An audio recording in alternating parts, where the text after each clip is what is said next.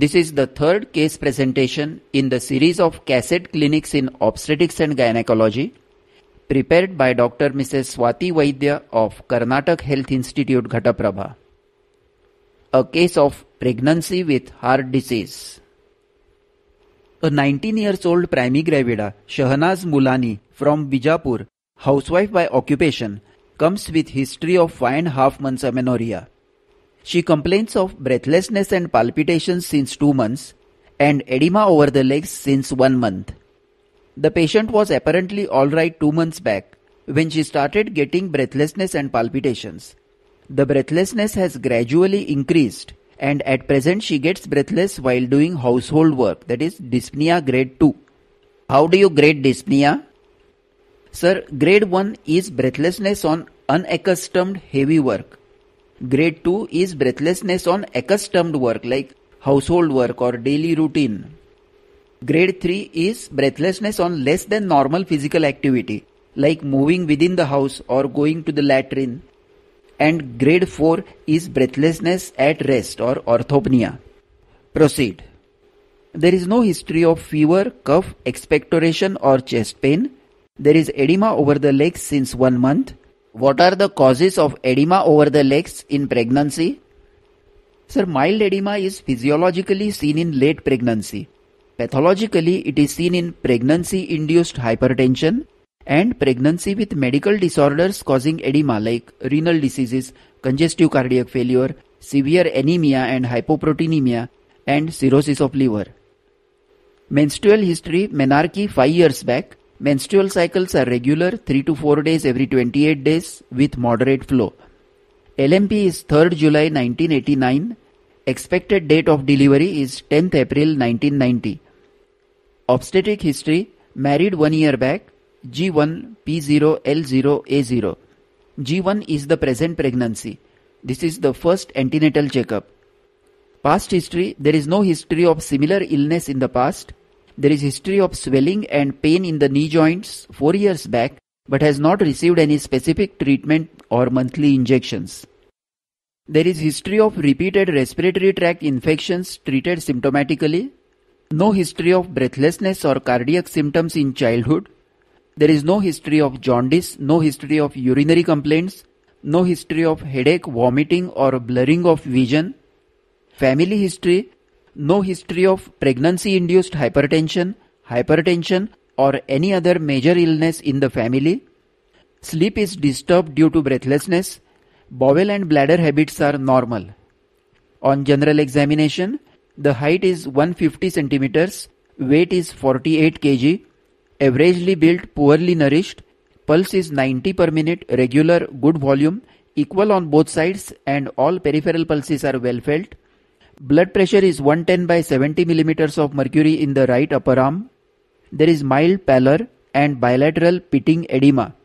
Jugular venous pressure is 5 centimeters. Respiratory system is normal, no adventitious sounds. On examination of the cardiovascular system, the apex beat is in the left fifth intercostal space in mid-clavicular line and of tapping character. There is no clinically detectable cardiomegaly. There is a loud first heart sound with low-pitched rumbling mid-diastolic murmur with pre-systolic accentuation. Per abdomen, linea nigra and striae gravidarum are seen. Uterine height corresponds to 22 weeks and is 19 centimeters. External ballotment is present. Tell me, what is your diagnosis? My diagnosis is primigravida with 22 weeks pregnancy with mitral stenosis grade 3, probably of rheumatic origin. Why do you think it is rheumatic in origin? Because there is history of joint pains, which is a John's major criteria. What are John's criteria? John's major criteria are carditis, arthritis, chorea, subcutaneous nodules and Palmer erythema. And the minor criteria are fever, C-reactive protein, ASLO titer, raised ESR and increased WBC count. What are the other causes of heart disease?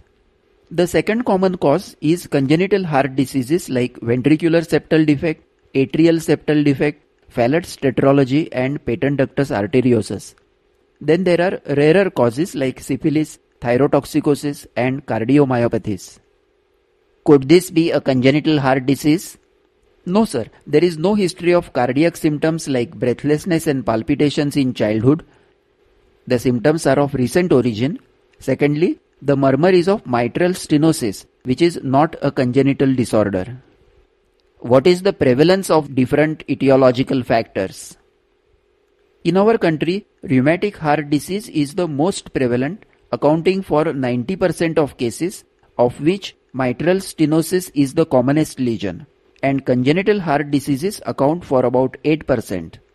In developed countries, prevalence of rheumatic heart disease is declining, while the number of patients of congenital heart diseases surviving till fertile life is increasing. What are the functional grades of heart disease? Grade 1, when there is no limitation of physical activity, no symptoms. Grade 2, if there is moderate limitation of activity, that is discomfort on normal physical activity. Grade 3 is impending failure, that is discomfort after minimal or less than normal activities. And grade 4, when the patient is in failure with breathlessness at rest or past history of cardiac failure or cardiac arrhythmias. Correct. This is the grading as defined by New York Heart Association or NYHA classification. Now, how will you proceed to investigate this case?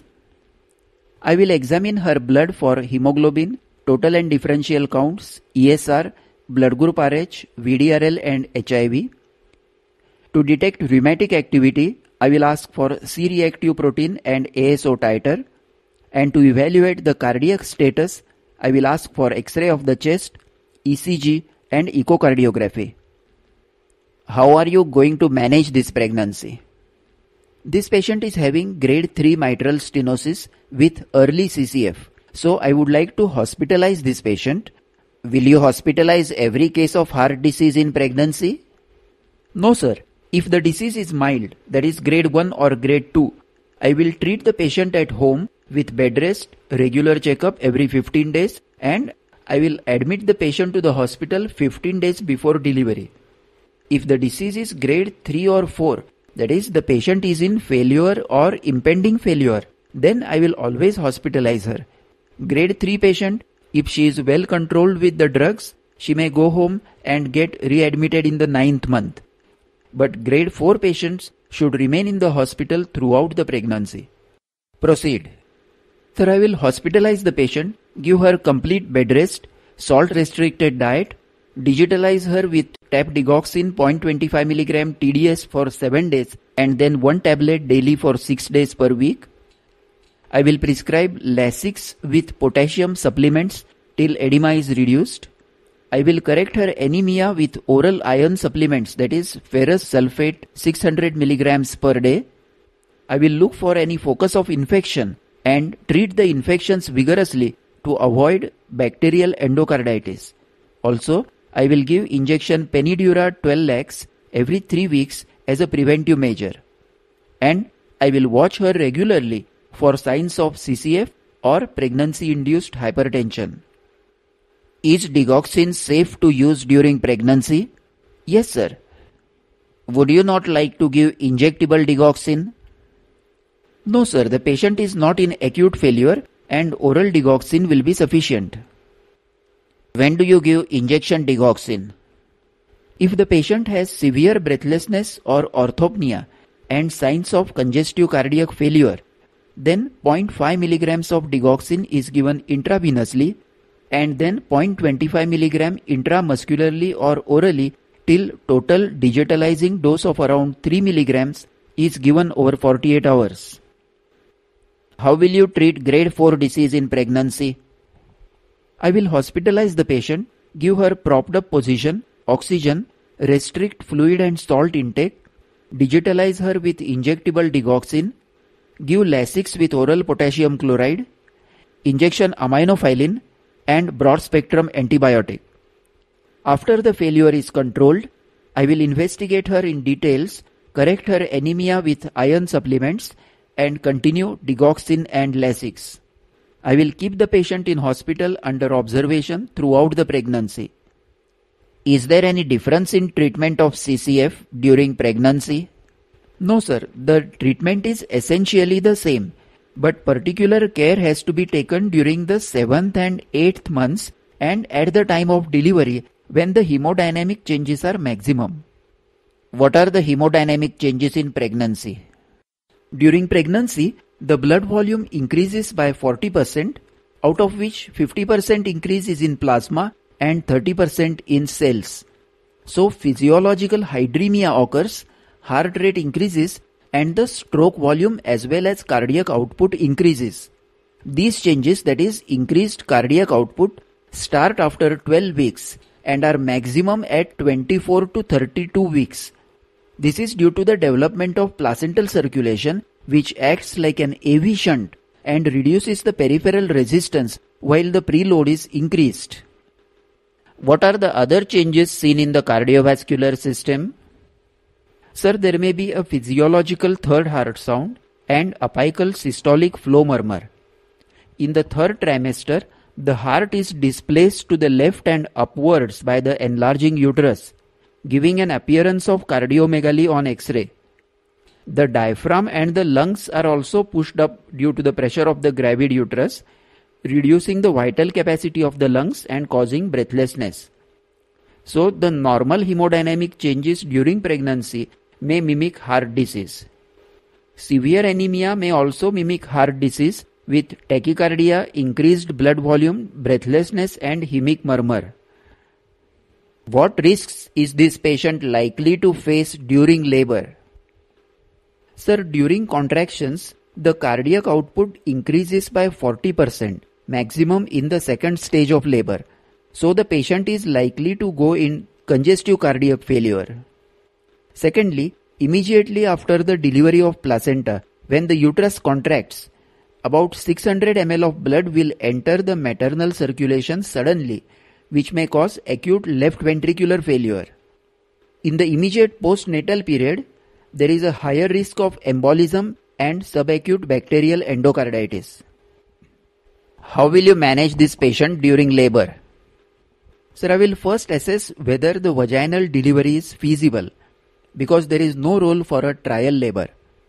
In the first stage, I will not allow the patient to move about. She lies in semi-recumbent or left lateral position. Hydration and nutrition is maintained with glucose water orally. I will not give any IV fluids. I will monitor the patient carefully for signs of CCF, that is tachycardia, breathlessness, raised JVP and enlarged liver. I will give sedation and oxygen as needed and crystalline penicillin 6 hourly. In the second stage, I will maintain strict asepsis. I will conduct the delivery in semi-recumbent position. I will avoid lithotomy position as it increases the venous return. I will use prophylactic forceps or venous suction to shorten the duration of the second stage of labor and to decrease the bearing down efforts. In the third stage, intravenous ergometrin is totally contraindicated. If postpartum hemorrhage occurs, I will give 20 units oxytocin drip intravenously and prostaglandin intramuscularly. Ergometrin should be given only if unavoidable, that too only intramuscularly, never IV. Why is ergometrin contraindicated? In normal labor, after delivery of the placenta, about 600 ml of blood in the placental bed slowly returns to the maternal circulation. A normal heart can cope up with this extra amount of blood.